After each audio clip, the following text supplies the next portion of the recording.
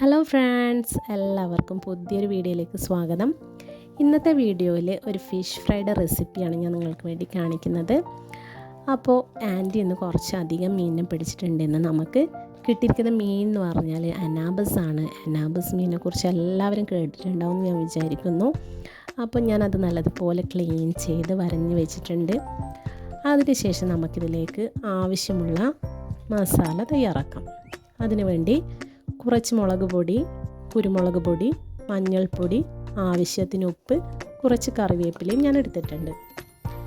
ഇതൊക്കെ നല്ലതുപോലെ നമ്മുടെ അനാബസ് മീനിലോട്ട് തേച്ച് പിടിപ്പിച്ച് കുറച്ച് സമയം നമ്മൾ റെസ്റ്റ് ചെയ്യാൻ വേണ്ടി മാറ്റി വെക്കുന്നുണ്ട്. ഒരു 5-10 മിനിറ്റ് നമ്മൾ ഇതൊന്ന് റെസ്റ്റ് ചെയ്യാൻ വേണ്ടി കുറച്ച് സമയത്തേക്കൊന്ന് മാറ്റി വെക്കാം.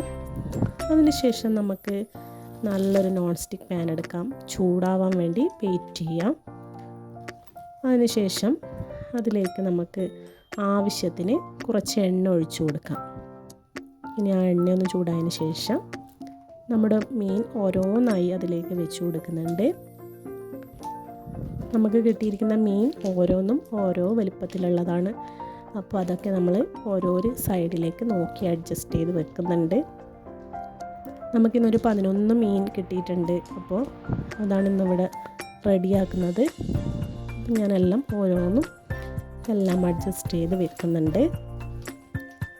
നമുക്കിനി ഇത് ഒന്ന് കുക്കാവാൻ വേണ്ടി വെയിറ്റ് ചെയ്യാം.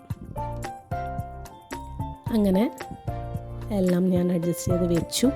അതിനുശേഷം മീൻ നല്ലതുപോലെ കുക്കാവുന്നുണ്ട്. ചൂടായ എണ്ണയിൽ കിടന്ന് നല്ലതുപോലെ വേവാൻ തുടങ്ങിയിട്ടുണ്ട്. അങ്ങനെ ഒരു സൈഡ് കുക്കായതിന് ശേഷം ഞാനൊന്ന് തിരിച്ചിട്ട് മറ്റേ സൈഡും കൂടി കുക്കാവാൻ വേണ്ടി വെയിറ്റ് ചെയ്യുകയാണ്.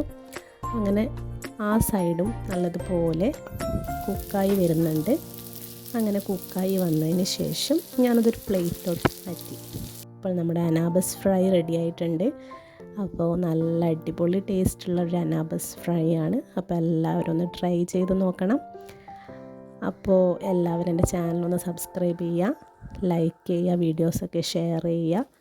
അപ്പോൾ അടുത്ത വീഡിയോയിൽ കാണുന്നവരെ എല്ലാവർക്കും ടാറ്റാ, ബൈ ബൈ, സീ യു.